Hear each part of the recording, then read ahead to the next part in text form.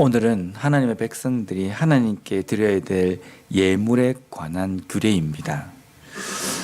하나님께서 우리 사람들에게 예물을 드리라, 또 이스라엘 백성들에게 제물을 드리라 라고 말씀하실 때에 하나님께서 염소 고기를 좋아하시고 양고기를 좋아하시고 소고기를 좋아하시고 소중에서도 특별히 어린 암송아지를 좋아하시기 때문에 그걸 바치라고 하셨을까?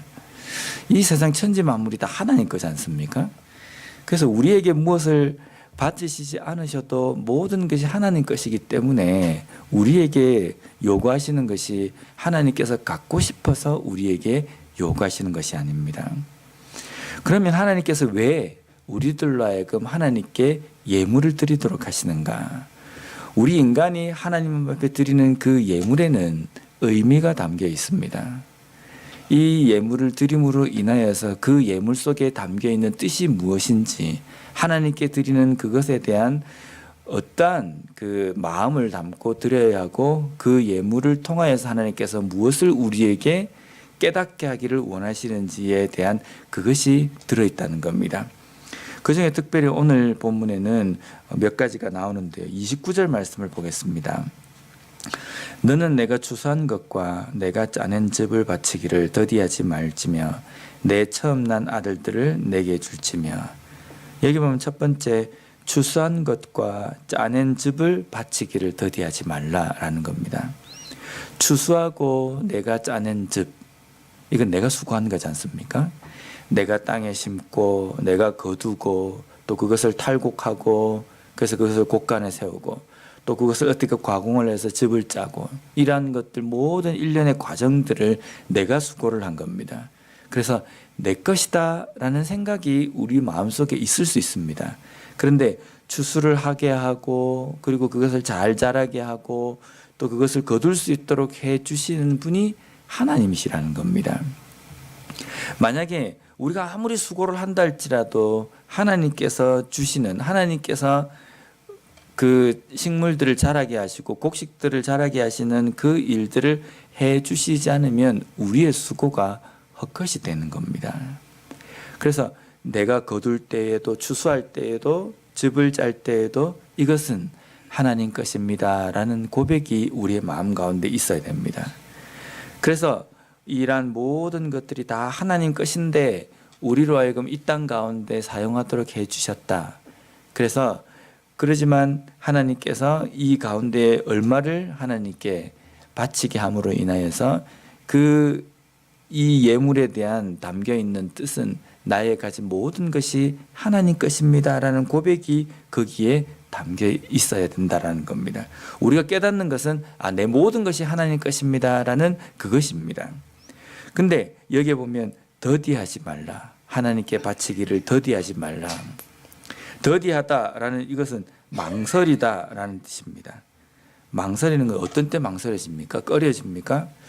이게 뭔가 아까운 겁니다. 이게 지금 드리는 게 아깝고 뭔가 좀 이렇게 꼭 해야 되나라는 생각이 드는데, 그러한 생각이 드는 이유는 이게 내 것이기 때문입니다. 내 것이라는 생각이기 때문에 더디하는 겁니다. 그래서 너희가 가진 소유를 하나님께 드리기를 더디하지 말라라는 것은 너희가 가진 소유가 네 것이라고 생각하지 말라. 그것이 하나님 것임을 너희들이 잊어서는 안 된다라는 말씀입니다. 두 번째로 백성들에게 요구하시는 것은 처음 난 아들들을 내게 줄지며 라고 이야기합니다. 처음 난 아들들을 하나님께 드리라고 해가지고 이스라엘 백성들이 처음 난 아들들을 다 인신 제사로 제물로 하나님께 드리지는 않았습니다. 처음 난 아들들을 대신해서 속전으로 5세계를 하나님께 드렸습니다. 5세계를 하나님께 드렸습니다. 근데 처음 난 것이 다 내 것이다, 그래서 나에게 돌려야 한다 라는 이 예물에 대한 담겨 있는 하나님의 뜻은 뭐냐면, 이 처음 난 아들들이 내 것이다 라고 하나님께 이스라엘 백성들을 가르쳐 주신 것은 언제냐면 6월절 애굽에서 나올 때에, 출애굽을 할 때에 마지막 10번째 재앙인 장자의 죽음 때에 처음 난 것은 다 내 것이다, 나에게 돌려야 한다 라는 그 의미를 이스라엘 백성들이 이야기해 주셨습니다. 그러면 처음 난 아들들은 다 나에게 돌릴지니라 라는 이 말씀에 담겨 있는 그 뜻은 유월절을 길어 기억하라. 그리고 너희들이 그 애굽에서 구원한 그 날을 기억하라.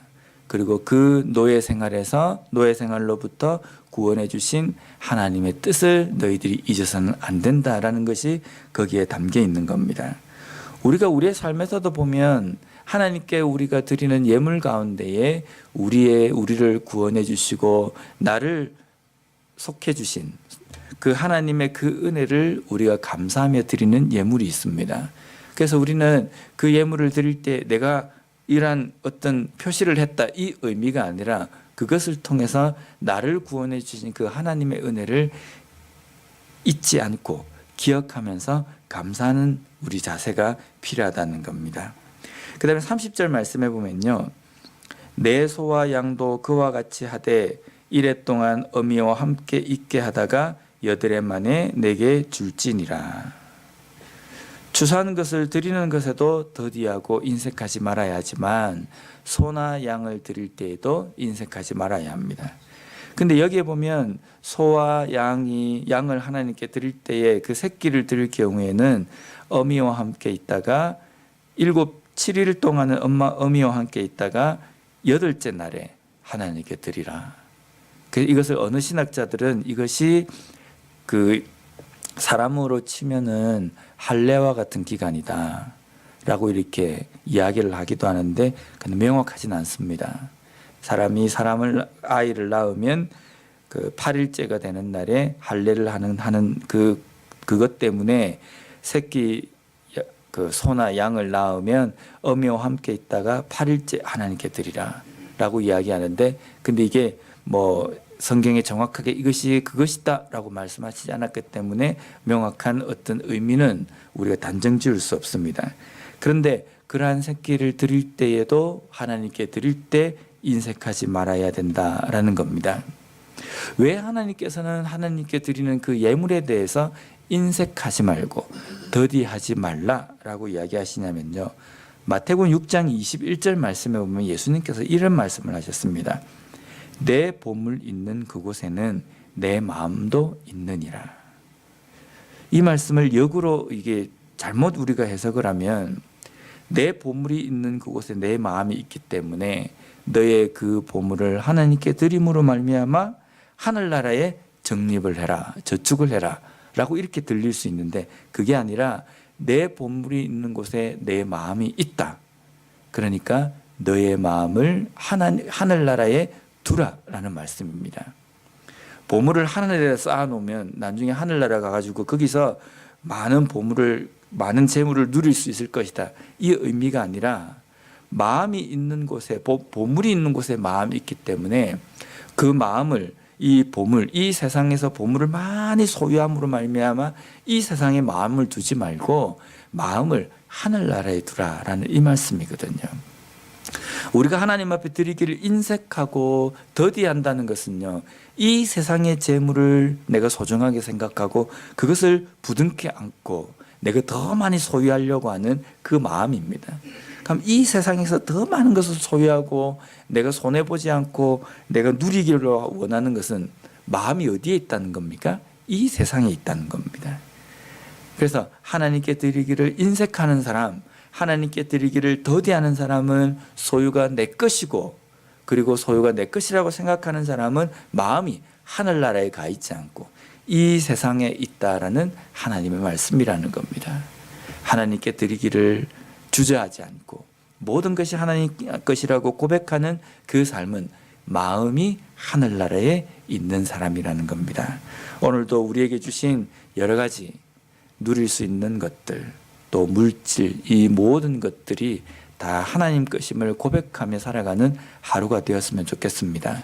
또한 우리의 마음을 세상이 아니라 하늘나라에 두며 오늘도 하나님의 백성답게 하늘나라의 시민권을 가진 사람답게 이 하루의 삶을 살아가는 우리 모두가 되었으면 좋겠습니다. 기도하겠습니다.